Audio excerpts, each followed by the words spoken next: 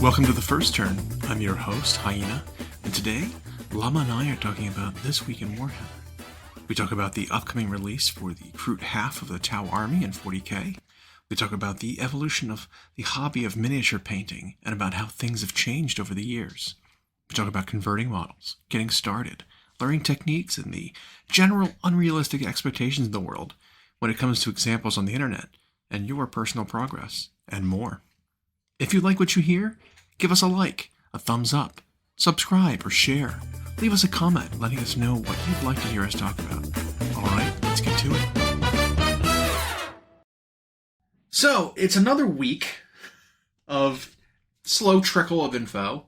Nothing big has happened this week. At least not from Games Workshop. They shut off the Kroot hounds. Yeah, we got confirmation of Kroot hounds that we speculated were coming. I've noticed something's caught on with them. People Okay. are just calling them good boys. Okay. Like, good boy. Like, Yeah. But that's just all dogs. people are just though. flat out referring to the Kroot hounds as those. Okay. I didn't see them do that with the Huh. the Warcry release with all the actual dogs, Yeah. or the whatever that was it Black Fortress or whatever one that had. There are dogs every other release. Yeah. Yeah. Nobody said it about those Kroot hounds. Good boys. Yeah. It's so weird because they look like the least good boys. Yeah. Like those are horrific monsters. You know? Yep. But we knew that was coming, and they alluded to the fact that the characters can be able to keep up with them, which we speculated was The silhouette guy. maybe the silhouette guy. Maybe that's a unit and there's a character version of it. I could see that. I mean, look at like Seraphon, right? Where you got the Agradon Lancers, and then you've got the old one on Agradon, or Old Blood, or Scar Veteran, whatever it was, on the Agradon leader. Mm-hmm. Similar, same kind of monster, different kit. One's a unit, one's a character. Well, I could see something like that too, where that character could lead a unit of the same kinds of cavalry. Plus, when the hounds are within 12 inches, they get OC. You know, something along those lines. Right. Because they said there is a lot more coming for them. Yeah. We've seen about half, -1 now because of the Kroot hounds. I have grand hopes because I hope we've only seen like the basic stuff. I want a Narlock. I want gargantuan squig kind of thing. Sure. For Kroot. I want to see something like that. Something more elite would be cool. But Kroot plus elite is a weird, combo. So I don't know if we'll see that. Either that or I don't know, maybe a named character. Getting thrown in there too to make it a fleshed out because they said there's a detachment coming for Kroot that will enable them to be a full army just Right. on their own. And with what we've seen so far, I don't see that happening as a functional full army. Just because everything we've seen so far is in that probably strength 4 to 7 range. There's not gonna be anything higher than that from what we've seen. Yeah. So, how do you fight most armies? Because what I could see is the detachment has permissions. So, the Tyranids were granted, for example, a detachment that really is supposed to be all like the Lictors. Mm-hmm. But you can't play just those, and Right. not only can you not add up to 2,000 points, you couldn't fight everything. Yeah. So the other slots let you put in other stuff. I could see that. But there could still be, with they're getting more... Mm-hmm. Such a variety of Kroot units that they could. Yeah. And maybe it is specialized. Maybe it will be more about scoring and not punching T12 things or whatever. But we've seen that's viable. That can win. Yeah. That can win games. So, that's fun. So I'm excited to see that. It's funny, though. A lot of local Tau players, none of them are excited about Kroot at all. None of them care. I'm like, what are you talking about? Kroot are my favorite part of Tau. I mean, more or less. Just because previous editions, my Kroot won me so many games. And some of that is even Games Workshop's fault, in the sense that when Tau first came out in late 3rd edition, they were kind of advertised as Kroot and Tau. Mm-hmm. But the only thing that's ever really gotten attention Have been more and more for battle 6 and 7 editions Yeah. has just been the Gundam-y style of Tau. Yeah. And Kroot haven't. So Tau players got in because of the suits. Now it's like, ow. Yeah, They're expanding our army. my but it's starter all box this that I got for 3rd edition, I think it was, plastic drumstick ethereal, Yep. or the metal drumstick ethereal, that box, was pretty much half and half. Mhm. It was like 3 crisis suits and 1 broadside. It was like 20 infantry, 26 infantry, something like that, because it was like Pathfinder's 6-man team, something weird like that, Mm-hmm. and then like 20 what were called Fire Warriors at the time, plus the one Ethereal, and then it was like 20 or 30 Kroot, plastic Kroot, plus a Krootox, and was it something else? No, it didn't have hounds. Didn't have a shaper. It might have been 30 and 1. It might 31, but it was like an even number of models between the Kroot and the actual Tau themselves. Yep. There was nothing huge in it. It was just a bunch of infantry essentially. And you're right. So like the numbers wise, it was kind of an even split. Points wise, definitely not, but even number of models for sure. So yeah, I'm glad it's coming. They're going that route, coming back, and I hope it adds something to the army to make them, compete in more phases. I'm hoping these Kroot are tough. I'm hoping they've got some punch in them. I mean, the Rampagers look like they hit stuff hard. Well, because Tau have just for so many editions only played in one phase of the game, and like I'm sure there are players who like that. They like to only have to think about that, right? It's like people who just only ever pick a fighter or whatever in D&D because they don't want to think about keeping track of your spells and all that. Fighter. Yeah. and that's not to say you can't have fun playing a human fighter. Yeah. But I think Tau were just the most pigeonholed into one phase of the game, and so they were either completely devastating in that phase, or they just couldn't beat anything because they could only play in one phase of the game. With some instances of movement being up their sleeve too. Mm-hmm. This though, Kroot gives them lightweight, fast-moving scoring options that can potentially punch up in melee. And it could just create what's been most important, in my opinion, at 10th, really diverse ways for them to play. Right. Where you can go all Tau little, all Tau big, all Kroot, half and half, and find some all way to crisis win. suits, which is the way to play right now. And find some way to win. Yep. Yeah, I agree. So I'm excited for that. No ETA yet, but we know the book is coming out, and big release with that, presumably. They showed us the box set. Yep.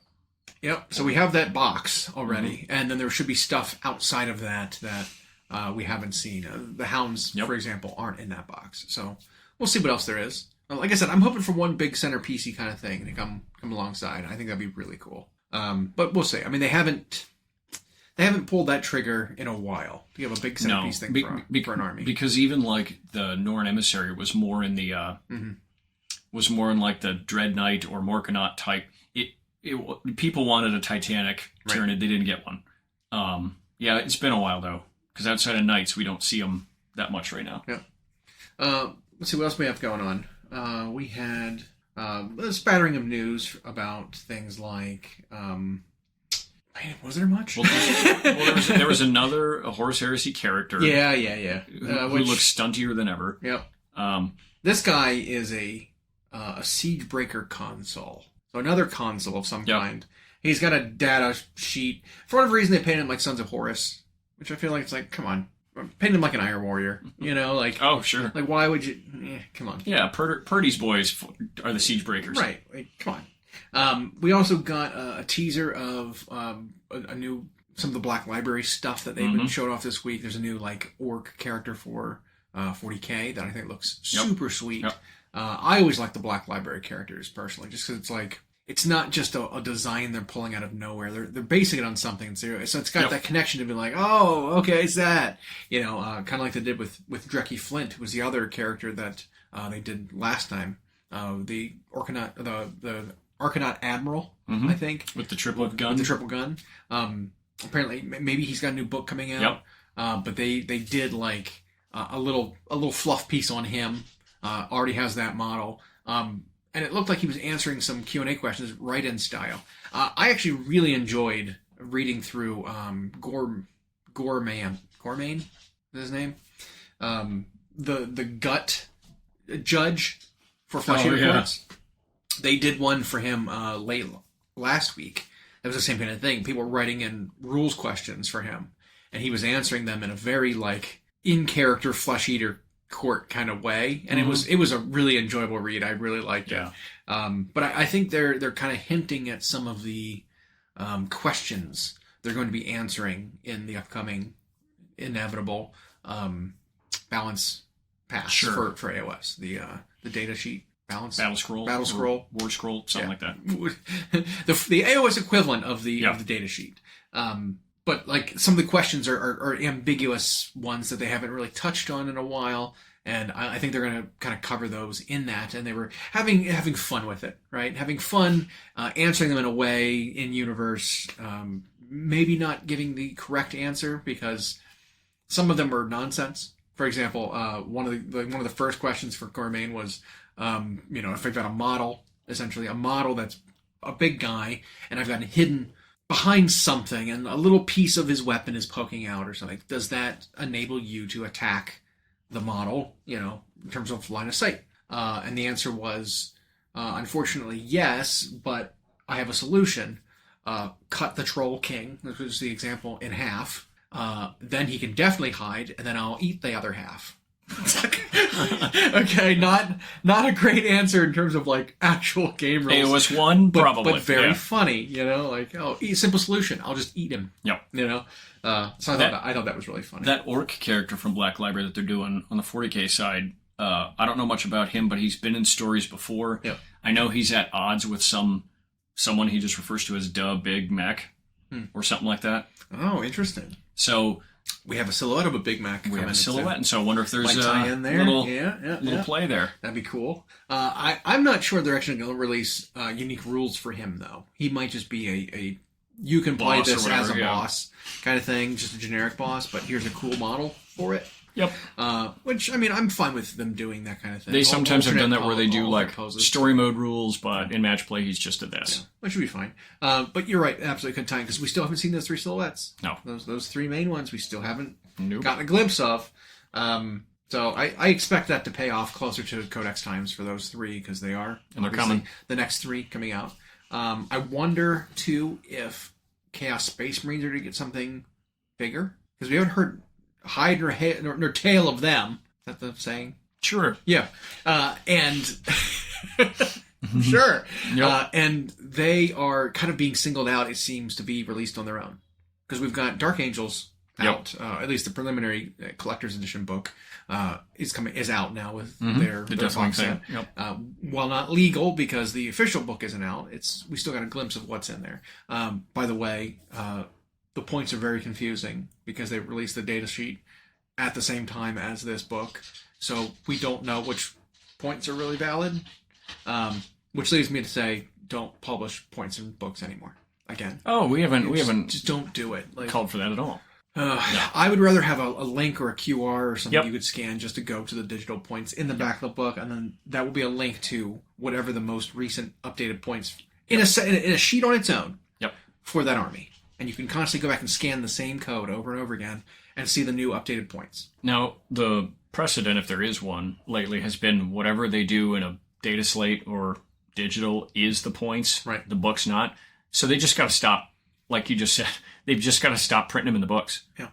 Especially if that's going to happen or it's right around an update time. So we got Custodes, Orcs, and Tau are the next three. And like I said, the only one we haven't seen really anything of definitively is the Chaos Space Marines, which leads me to think they're all third by themselves. Going to be getting their own maybe solo release. And if it's a solo release, hopefully it's more substantial than just a book. They did do some balancing of Chaos Space Marines recently, pretty heavily, which I was glad for. Yep. I'm not glad to hear about some people locally complaining about it, because it is not the end of the world. No, the army it never is. Extremely strong. Yep. It's one of those things where it's like, well, I declare this army dead, and these units are dead, and the whole thing, I'm not going to play them. It's like they changed very minor things. The army is still very good. Yeah, but transports. Nothing changed about the transports. You just can't cross marks now. You can still have your dudes, your same guys riding in the same vehicles. You just need to match marks now. It's not that big a deal. You lost Dark Obscuration. That ability was bullshit. Yep. We all know it. You knew it. You were hoping, playing that army, that someone was going to do this, where I'm going to target this thing. Dark Obscuration. Haha, got you. Right. Can't target me outside of 12. It's like, you were playing this for that exact reason. Now that it's gone, you're a little weepy about it. Right, and it's not even like that was like clever tactically. It was just like, well, this is horse shit. Right. That you can't target me outside of 12. That's just too big a... If it were something where in your movement phase you could declare Dark Obscuration in your turn. Yep. To say this unit's getting it, it gets lone operative. equivalent, Right. type of target, then it's like absolutely fine. Absolutely. There'd be an absolutely fine ability, but the fact you can do it as a reaction to someone moving up, getting in range, getting line of sight, and you'd be like, oh, you're outside of 12, can't target me anymore. That sucks. Not only that, but when a good opponent is aware that rule's coming at some point, now what? Now they have to avoid your most valuable thing because they know you're going to do that. Yeah. Like, it feels real bad. Yeah. So that rule getting fixed was exactly that. It got fixed. Now, model-wise, Chaos Space Marines were late in ninth and got a whole bunch of those cultist units upgraded. And they got the Archifane. Yep. Look to see him get a little better, by the way. Rules-wise, he needs to get better. Because talk about one of the coolest models they've ever made who is not fall under that umbrella of new thing gets good rules. He hasn't had good rules yet. He just doesn't play well. But I think what stings the most for Chaos Space Marines is now that they've lost some of their special rules, they've lost some of their abilities to get everything on every unit for the same cost as normal Marines. They feel like they're just Marines now, a little bit. Yeah, and I think that's part of the stinky part, right? Is that Marines suck. Marines suck. Space Marines, not like as an army, but Space Marines. Suck. The actual models, Space Marines, their stats are awful. Yep. For this game, this edition, their stats are bad. Yep. We know that. You can't argue it, right? Like, for their cost, yes, they're 2 wounds with a 3-up save, but the fact that cover can't improve it, the fact that they have no AP on any of their base weapons, the fact they don't have enough attacks to really deal with anything on an individual level, just means their stats are bad, right? Chaos Space Marines feel more like normal Marines now. Especially with I got to be in a Rhino to be safe because I'll just die if I don't. Yeah. And now the Rhinos are worse, kind of thing. So it's like you just feel like you're in the same boat as Marines now, unfortunately. Although still a little better. Although still better in every way. Yeah. Because there's so many extra rules you get. I'm sorry, but Oath of Moment is not. It's not even. It's barely an army rule. Yep. It's not good. Nope. That being said, I think everything could benefit from Marines changing its stats, as I've said before. But every single Marine chapter, essentially, and Legion, all falls in that same kind of boat, where it's like, well, we're stuck on 4s for the most part, except if you're a Nurgle, you're on a 5. But a 5 is not great. Well, the only reason Chaos ends up viable is because it does something stat avoidant, where Loyalist Marines are bad stats and have no rules. Chaos Space Marines have bad stats, but they can stockpile marks and all this stuff to kind of make them good. Yeah, you stack a character with a mark, with an artifact. All for the same price, by the way. Yeah, exactly. And so it can work. Yep. But some of the key things they changed that took a lot of the punch out of some of those, especially those cultist units, where it's like, well, now it's got to be an unmarked or a Chaos Undivided unit that gets this thing, and all it is real wounds. It's like, well, that's way worse. Good. They're cultists. It was too good before. They're in shorts and t-shirts. They should not be murdering everything in the game. Yeah. Reducing objective control on models. Yeah. I think those fixes for them are correct. Yeah. Now when Codex time comes around, they've got to make the Marines interesting. Yeah. Because you can't have an army that's named Insert Space Marines when nobody ever plays the Insert Space Marines of that army. They play everything else. Yep. Play Demon Engines and Demon Princes and Demons and Cultists. And on the Space, are we really playing? And on the Space Marine side, it's like we're going to play characters, dreadnoughts, and Moonshoe guys. Yeah, that's it. Instead of Gravis armor, then I'll take it. Yep, that's it. But yeah, so I mean, there's room for improvement there. Stats is the number one thing. Mm-hmm. So you can lower Space Marine points as much as you want. It ain't gonna make them. You're gonna eventually just be guardsmen. Right. Yeah, it's unfortunate. My big thing is I want the strength of guns at the low end to go up, and then toughness to go up a little bit, right? Like I want guns to go up massively in comparison, right? Like I want heavy bolters to be like strength 6, strength 7. I want bolters to be strength 5 or strength 6. Because like even if it has no AP, it's like who cares? Strength 6 is still wounding all the same stuff on 5s. It's still wounding on the same stuff on 3s. Like it doesn't have any like breaking points with it being that, except maybe it wounds guardsmen on a 2 instead of a 3. Something, but like who cares? I want las guns to be like strength 4. But then guardsmen, humans stay like tough 3. So you could have that like that variation there. Guard 3, or human 3, elf 4, space marine, orc, whatever 5, and then the variations on that can be strength 6, tough 6 and higher. I want that bottom of the bracket to be filled out a little bit more, because there's only a few things that fit into that tough 5 through 7, and those tend to be the things that are playable. Yep. You know what I mean? Like for any of those armies, like, well, I can't play on tough. It's characters, guys on bikes, stuff like that. Centurions. Yep. The Gravis guys have all increased toughness. I mean, it doesn't help Terminators, but I think Terminators shouldn't be tough 5. They should be at least tough 6. I think they should be up there. They should be tougher than they are, because strength 6 still isn't shit in this game.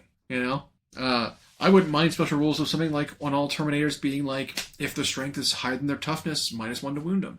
That kind of thing. So they're like capped at how good you can wound that kind of a unit.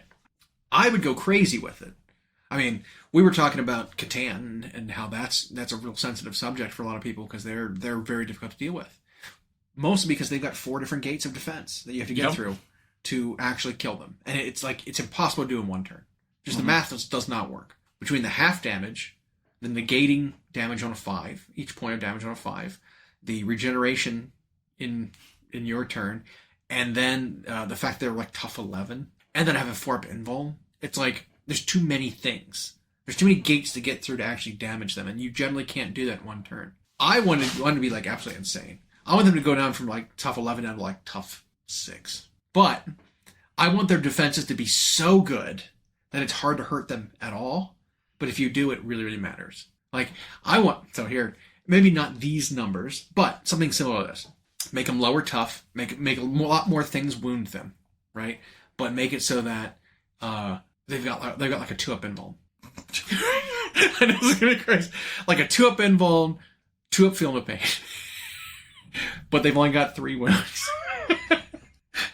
right? Like, and then if you hit them with a D6 damage gun, then it's like, all right, well, I failed the save. 5 damage. Well, I got to roll my 2-ups, and then like. There'll be a good chance you get a wound through. But they only got 3 wounds and they can't be healed. So if you get 3 successful damages through, they're dead. They explode, guaranteed. Like they just blow up. Like I want it to be a real risk reward sort of thing with bringing a Catan. Like if you just roll all 2s all day, it never dies. But I want it to be like 400 points, not 280 or whatever they are. Right. I want it to be an expensive, impactful model, and if you're going to make it tough like that, make it so that if you fail a couple times, it's just gone. You know what I mean? Just something wacky and weird. Something different that just diverges from the normal like monster profile. Because we saw that with the Transcendent Catan being so much better than every other Catan back when you could take that artifact, give it a 4-up film of pain, where it's like, now it's the worst one because it doesn't have any real special rules other than the redeploy, but there's a detachment that lets them redeploy anyway. Yep. So every other Catan is being played instead. And so it's like, it's a little weird, but I want like, it's so frustrating because it feels like that a lot of the times where it's like, I can't hurt this thing at all. Damage just bounces right off of it. But if it's like, if you want to go that route, let's make it actually like that. Let's make every fail actually meaningful. Dev Wound ignores their invuln. You're on your Feel No Pain. You fail 3 of those, you are done. Like something weird, something wacky, something strange. But then I don't know if people would gamble on it. I know. Because if it's people would. If it's 400 points and there's the chance to just like, fuck 3, I'm dead. Yeah, exactly. Like, we've had this before, like in the previous edition, and it's always, when you cross 3, you end up with too many gates. Mm-hmm. Like when Custodes had that, where they could stack the 3 stratagems and it was too much. Yep. And then they went reverse this edition where they needed to kill like 2 things and they killed 4 things and it made them awful. Yeah. I think with the Transcendent Catan, or the Catan in general, they're looking at what they have with the Void Dragon model, the Splendor and what that represents on the table, but that level of awesome is applied to these 2 crappy little, so even aesthetically I don't like it. Yeah. Because the Nightbringer and the Deceiver are just such pitiful looking models. Mm-hmm. But they have the same unkillability. Yeah. Or, like I said, my example was just completely outlandish and crazy. Just something weird in the design space, right? Something different. Because right now it's like, oh, they're just the most durable monster that there is. They heal every turn, pretty much guaranteed. Yep. And since you can't wipe them out in one turn, they're going to heal. And the effective heal that equates to is like, it's like 12 or 15 wounds. They never track, right? Yeah, they don't track, I don't think. And so it's too much. I mean, if they got rid of the healing, That would help immensely. They aren't a Necron. They shouldn't have reanimation protocols. Sorry. Right. Lore-wise, previous editions of the Catan did not have the ability to use the Necron army's army rules. Right. You couldn't receive buffs. You couldn't take artifacts. You didn't get anything because you were an auxiliary for the army, essentially. Yep. You were not a Necron. Right. So, like, if they took away just the healing part of it, I think it'd be immensely better. I almost think it'd be fixed if they just couldn't heal themselves. Because that's the most frustrating part. Because the only other option they have right now, when they're afraid to actually strip rules off of a datasheet, especially for an army that now has its codex written, is, well, you just jack up the points. Mm-hmm. And that doesn't feel good either. And then where do you cross that line where it's all of a sudden not playable? They're doing that with knights right now. They're lowering and increasing the points of like the different knights. Yep. But they're such big, expensive models that you have to reach these like thresholds for it to even matter. Mm-hmm.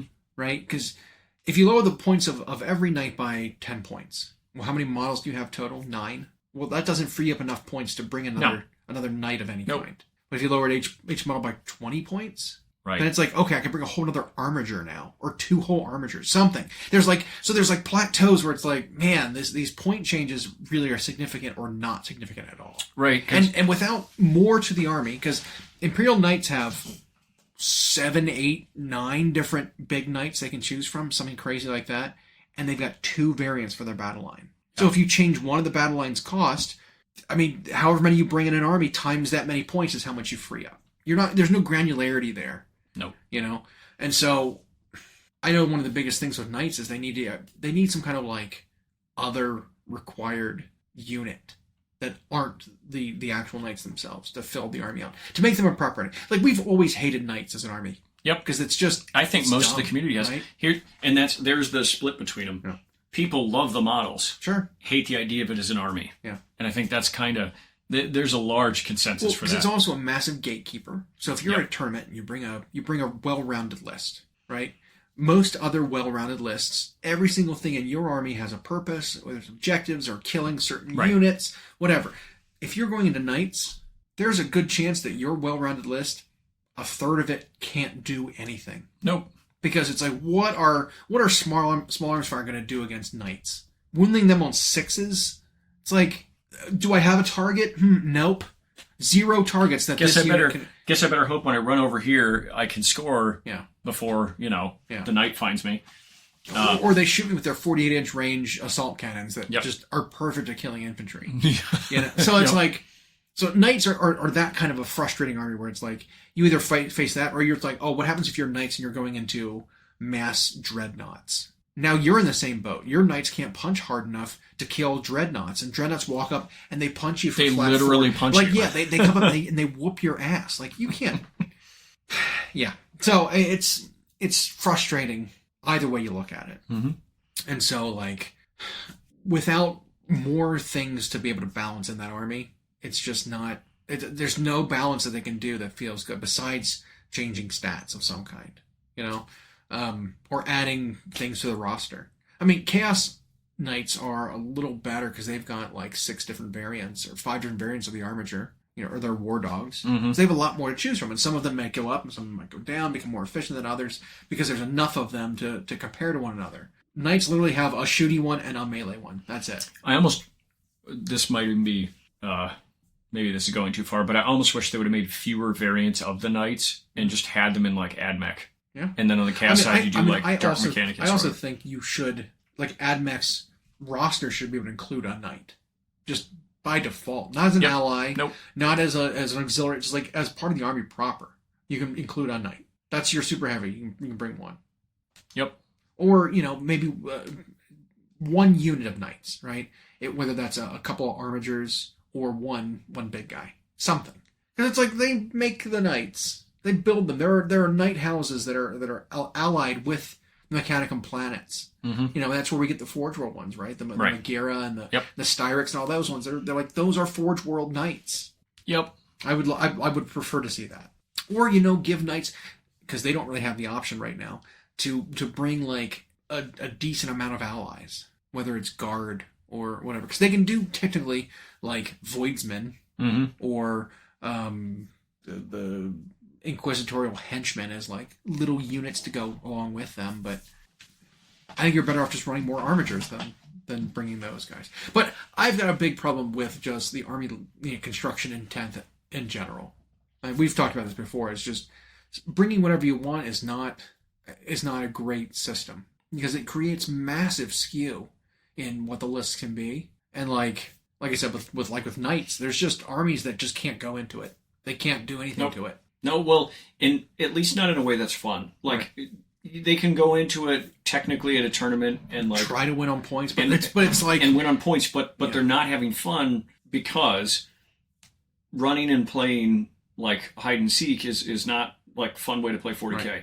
Right. To me, it's like you're running a race, and one of your other opponents in the race is just running behind you, like giving you flat tires while you're running the race. Yep. And if he's just focused on doing that to you the whole time, he'll stay behind you, and yeah, you'll win the race.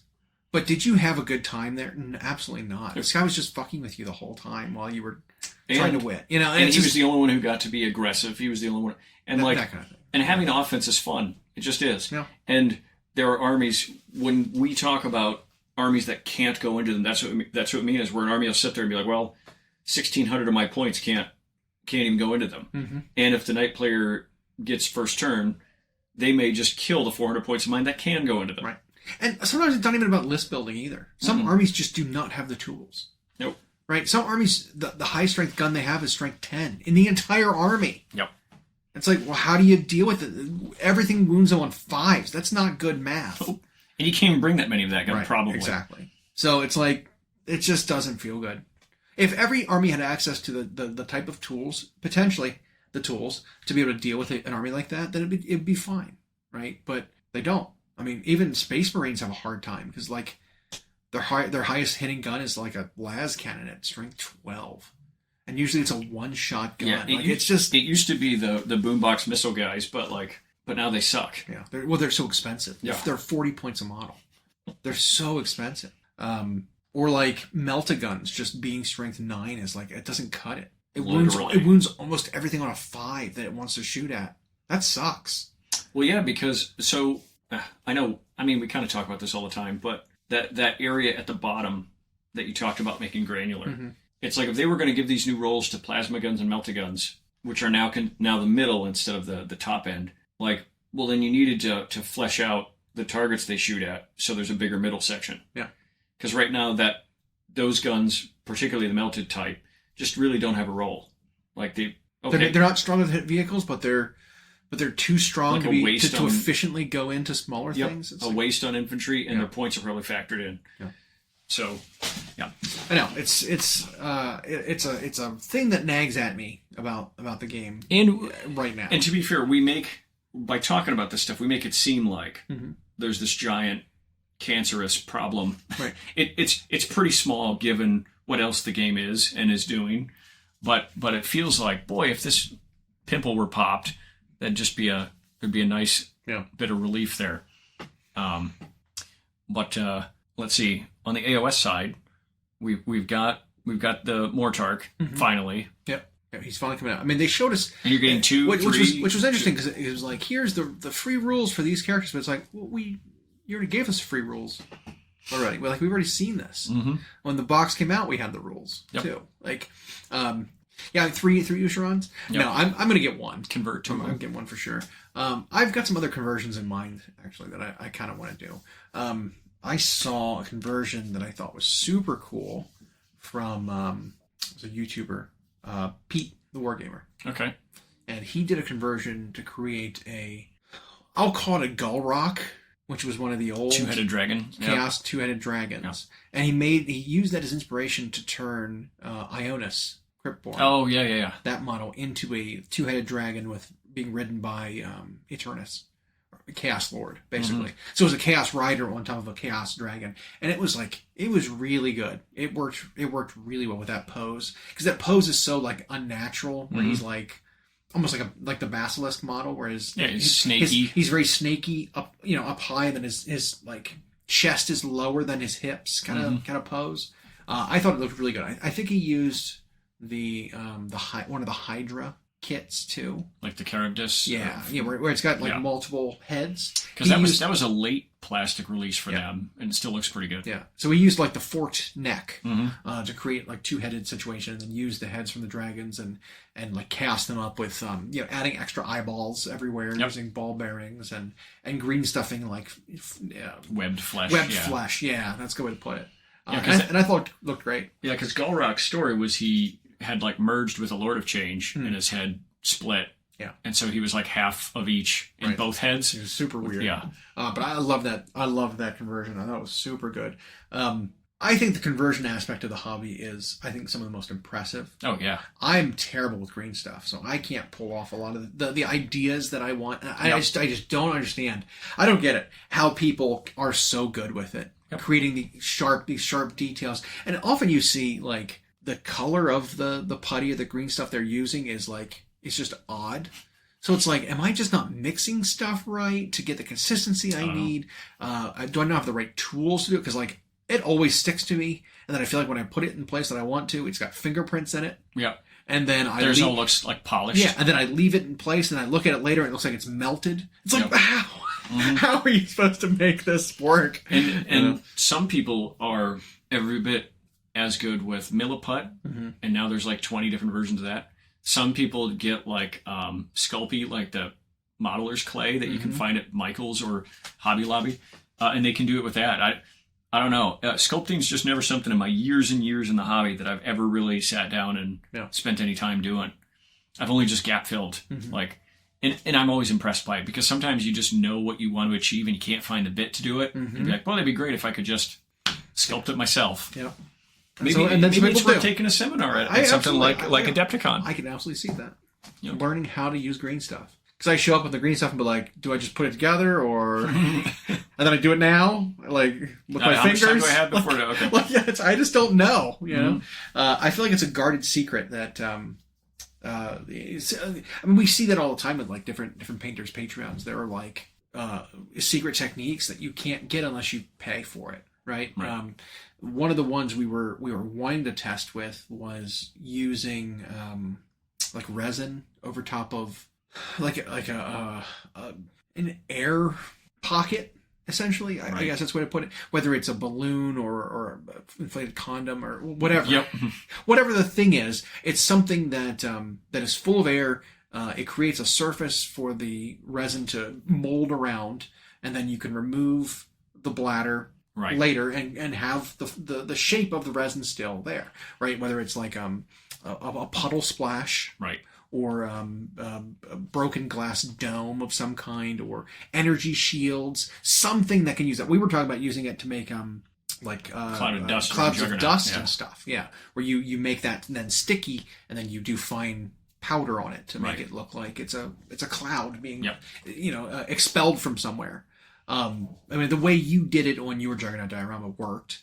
But how cool would it have been if we could have figured that out in between those like exploding rocks, tendrils of exploding rocks? You had that dust particulate floating in between. I mean, I've seen people do it with, especially lately with the Votan and like Tau display models, where they have like a drone floating nearby scanning something. They use like a clear, like acrylic sheet in a shape, and they paint it to look like it's just energy lines, and it's floating, holding the model up, scanning something else, and they sell it with like the red line of the laser going up that part of the model. And they have that sort of laser grid, going up the beam and stuff. So it's like they get some fluoros in there, and I saw a guy with a Votan checking like his Predator style wrist pauldron thing, and then he did that where he just had that little cone shaped acrylic out, giving him an image. Cool. I mean, I was thinking about doing it using some of the scale models as like just for terrain, which would be insane to me. But if it was like a bunker, the interior of a bunker or something, and you're flushing out the interior, you're painting all the screens and stuff. Well, maybe there's like plinths in the center with like the readouts on vehicle schematics or tech or something, where you've got just a scale vehicle being held up by a projector style, and then you paint it to look like it's an energy, a hologram. And then you have something like that holding it up to make it look like it's being projected from the pedestal. Something like that for the scale stuff. So I think that'd be super cool too. So I think there's a lot you can do, but again, the ideas of these things are like, they're not widely shared. No, and most of the time you only see the finished product. Yep. And there'll all of a sudden be There'll all of a sudden be a smattering of artists who all show it at the same time. Yeah, it's weird. There was a Farseer that was converted out of plastic warlock kit plus a Harlequin, maybe it was a Death Jester or the Solitaire kit.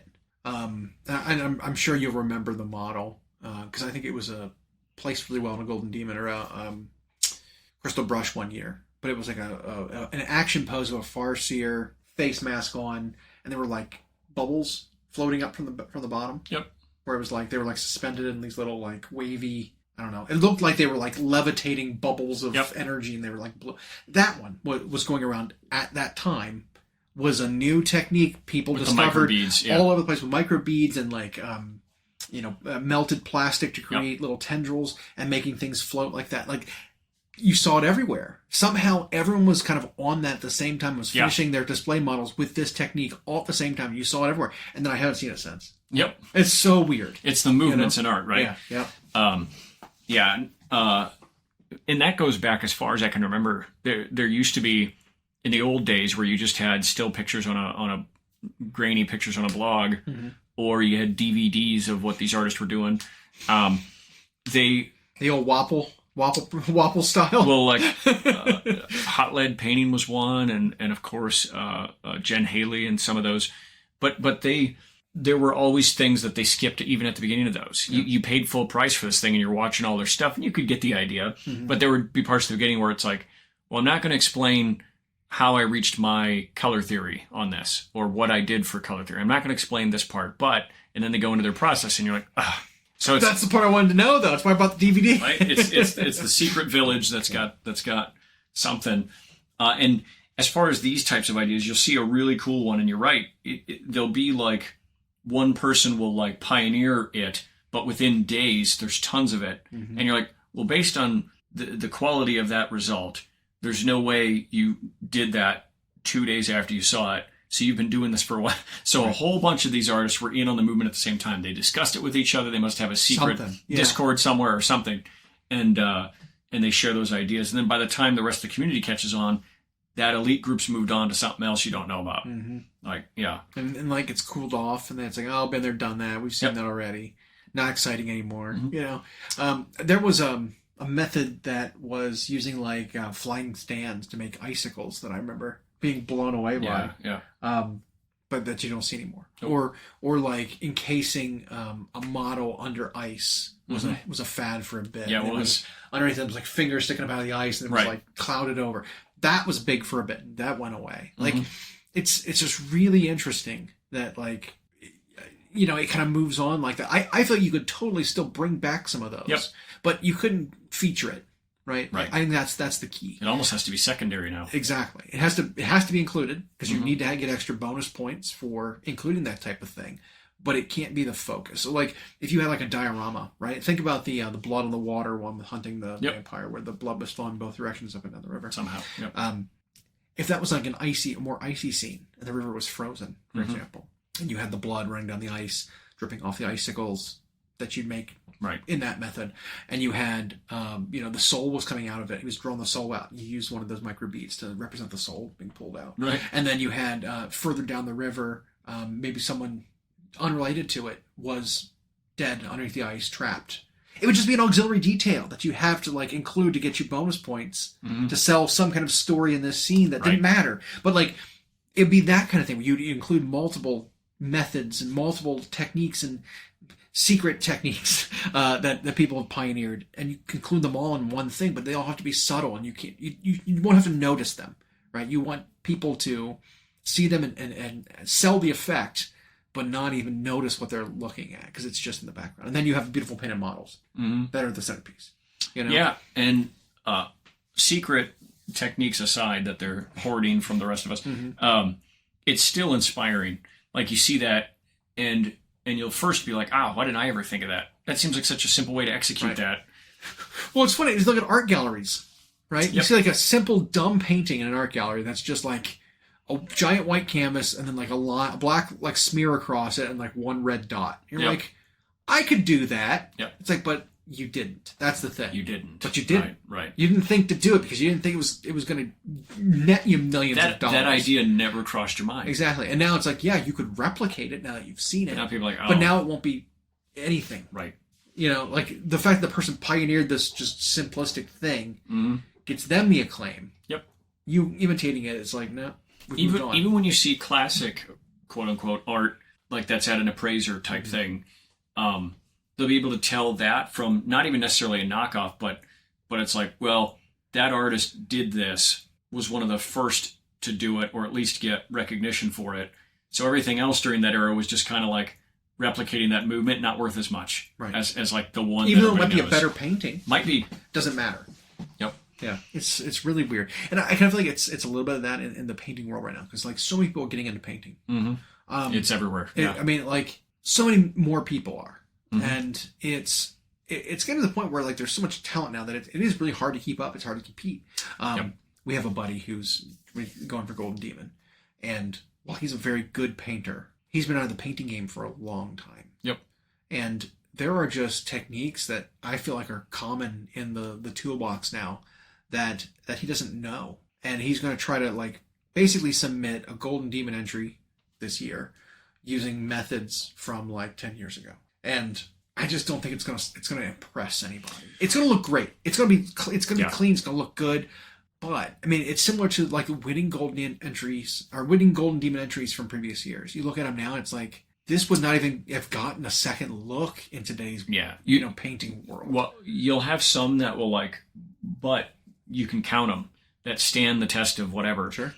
But that's just it. Unless you painted to that level back then, carrying that methodology forward it's tough to wow somebody. Yeah. And more information is shared more rapidly now.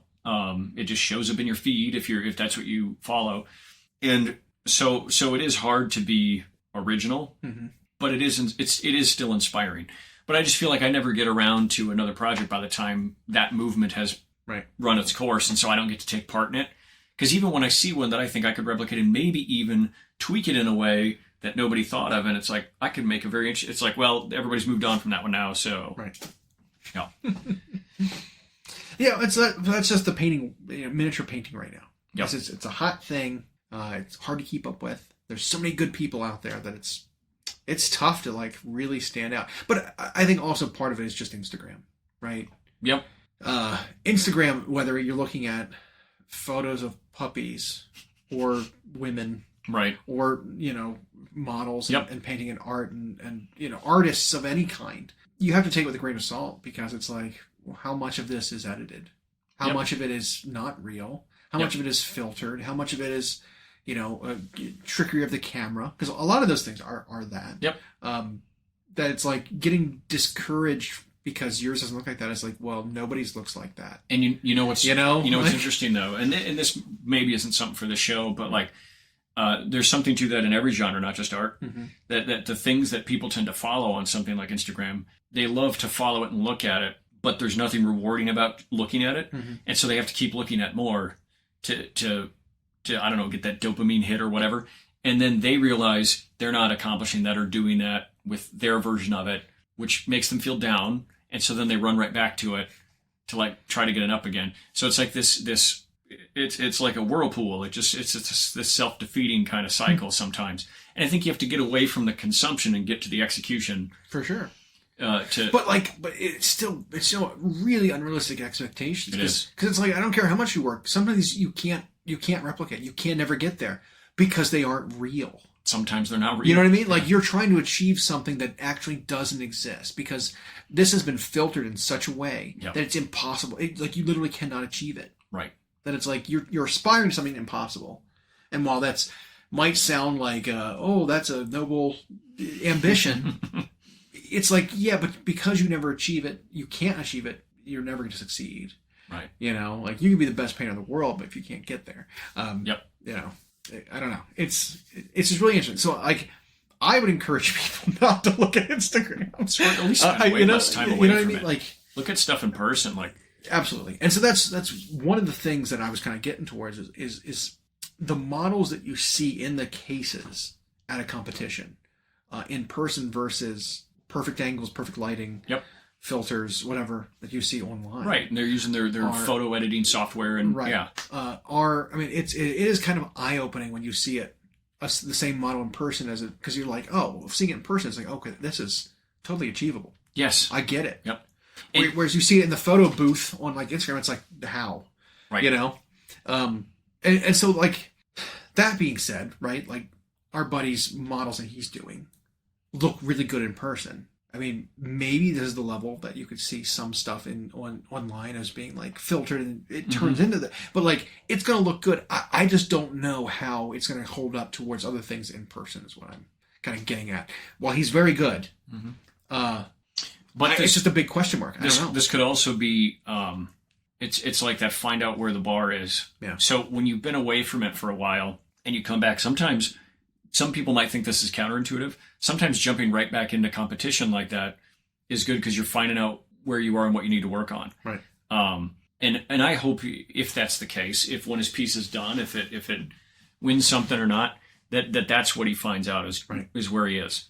Because we've had some folks who compete who don't win anything, and they come up with a completely different. They think they knocked it out of the park, and when they don't win something, they end up saying, well, I must just suck then. This was the best I could do at the time. This is the best I can do for this competition without knowing how the competition is judged, how, what's favored and what's not, what's the correct amount of work I need to put into something to reach the levels that the competition requires, that kind of thing. Coming away and being like, well, I put this time in and it was just a waste because I didn't win anything, so I'm not going to do it anymore. I must just suck now. That kind of thing. It's like, that's the wrong takeaway. You know, like, you need to get your stuff in there and see how it compares and how much time you put in there to gauge where you are and how much you need to practice, what you need to practice on, And for me, like, I get way more excited consuming the visual information when I see all these models in person than I do on, say, Instagram. Like, it's cool to look at stuff on Instagram and get inspired by things or even ask the artist. But, like, when I go to Golden Demon or I go to any of these things and I'm looking at them in person, I actually like that it's not through a filter. It's not lit a certain way. It's not put with a background to have a particular type of contrast. There's no cheating.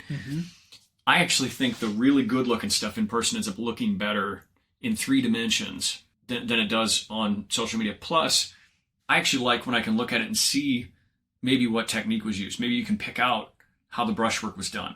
You can pick out how they achieved that contrast. You can pick out maybe even what kind of paint they used, what kind of conversions were done. All of that in person, I think, is valuable consumption more so than just looking at endless pictures. But to your point, that's also a good way to tell where you are. And I think you should learn from it and use that to apply it to, and then try to do it, try to apply it and fail trying it and not figuring it out until you figure it out. Well, the most recent hiccup said person ran into was he hadn't painted faces in a while, and the heads on modern models, especially Games Workshop plastic humans, are such detailed, crisp detail, small, like heads and faces that it's almost like you can't trust your eyes to look at it. Like you need an implement to see it better. You need magnifying glasses. You need something to see better in there of what you're doing.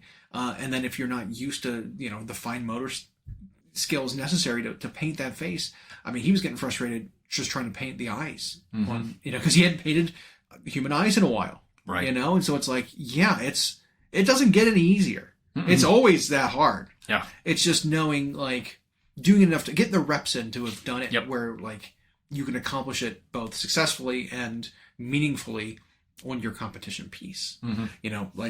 Practicing on competition models is cool and all, but like with any sport or a skill in general, you need to practice on on dud projects to get at least early, to get the motions down, to learn what you're doing. So when you get to that point, you're not just flubbing it. Right. The nice bit was he did come out with something that was he was happy with, which was good.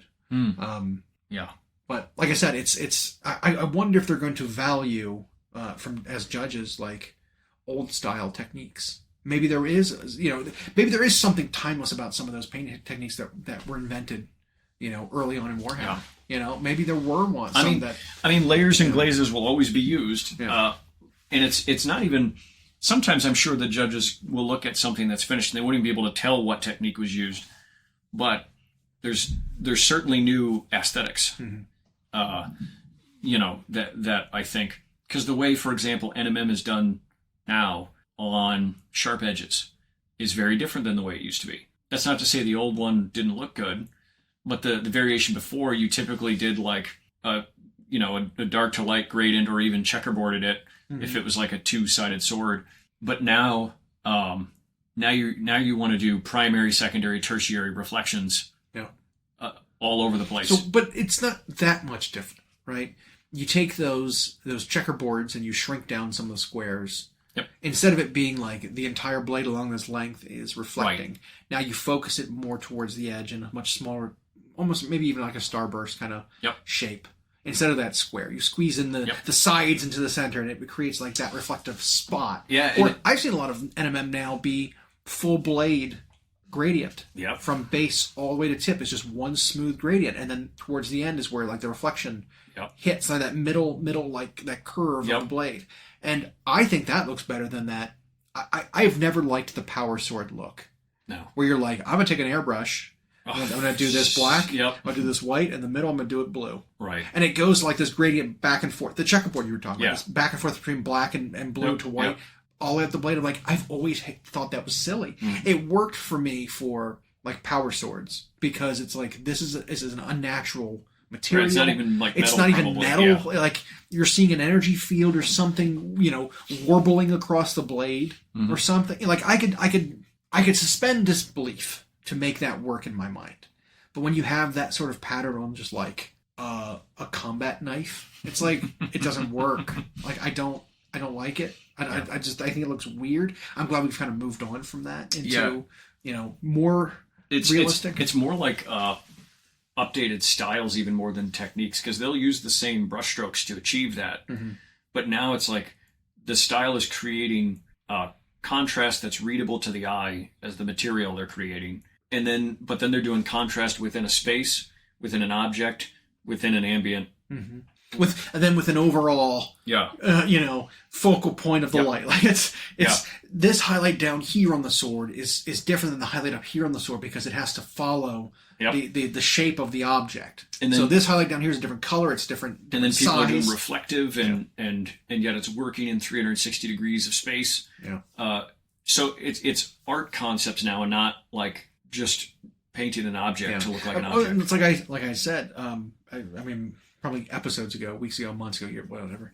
It's the painting game is now more of, especially people that compete, is artists painting miniatures, not miniaturists playing artists. Right. So it's not like it's not gamers. It's not the competition isn't here's a gamer who paints their model good. Right. It's like these are real artists getting into miniatures as a medium. Yep. And so it's like, if you are an artist competing here, I mean, this painting competition isn't for you. Yeah. If you're a gamer, you kind of have to, I mean, you don't really have to, but you might need to just stick to gaming, right? Yeah. Not try to compete in the painting world. You could have good looking models as a gamer, but a competition level model is just not the same. It's a different, and so the gamer, which is how I started so many years ago, it has to like, if they're going for display or competition, it's like now you have to think in art terms. You have to think in terms of volumes and values and all this stuff, as opposed to... You almost need to study.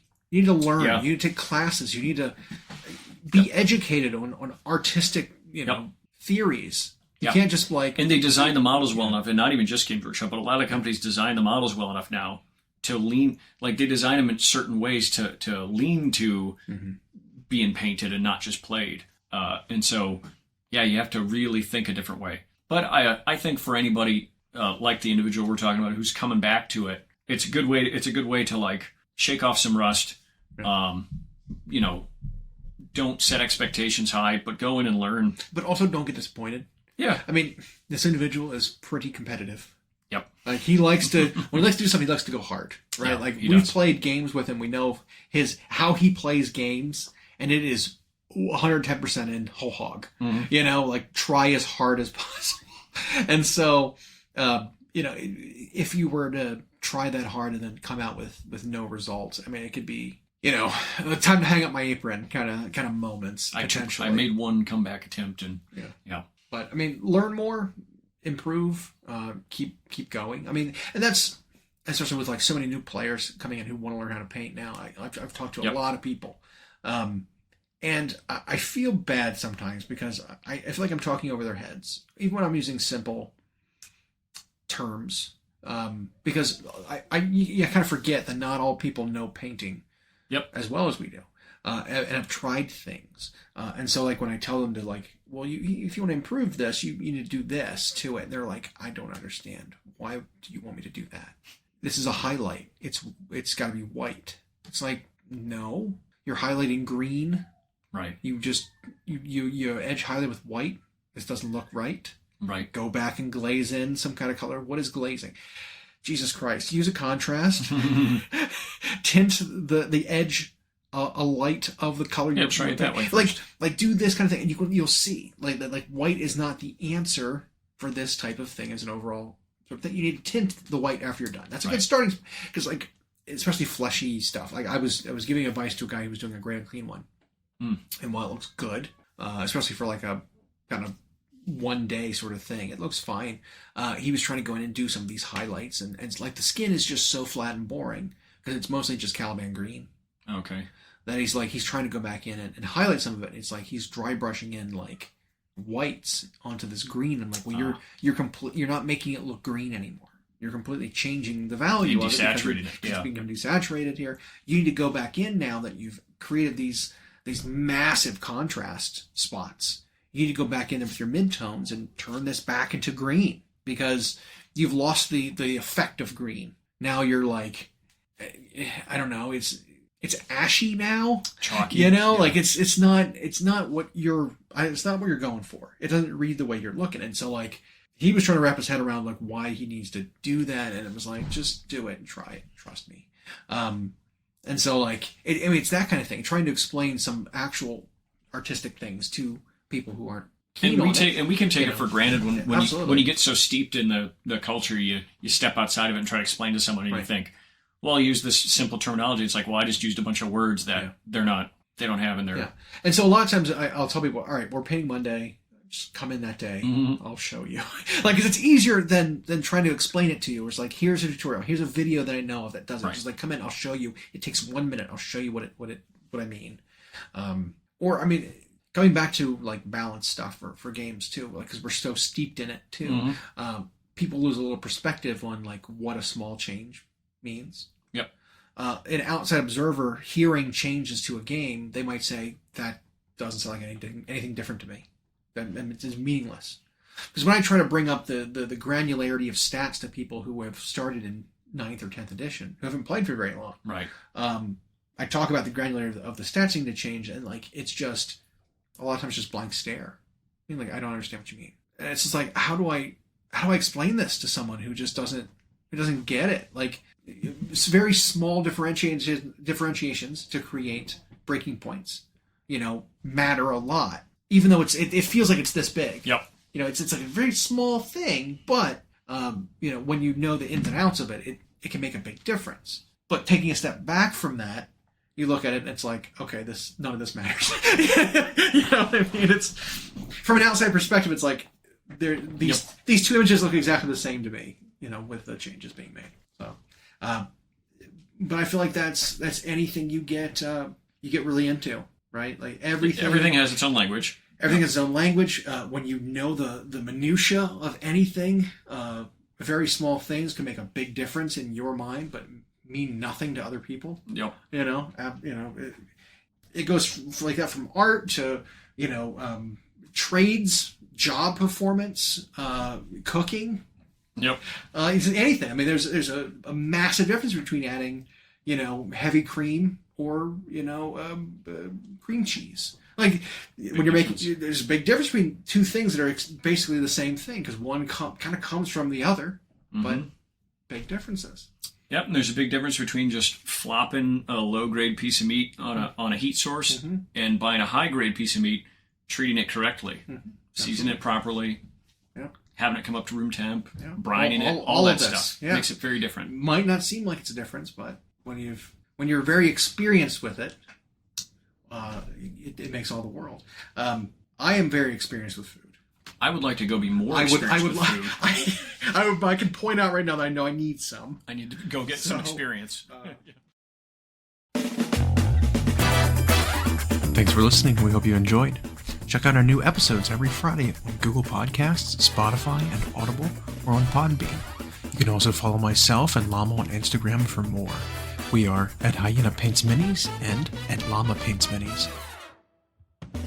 Music provided by Kevin MacLeod at incompetech.com. And as always, we'll catch you next time.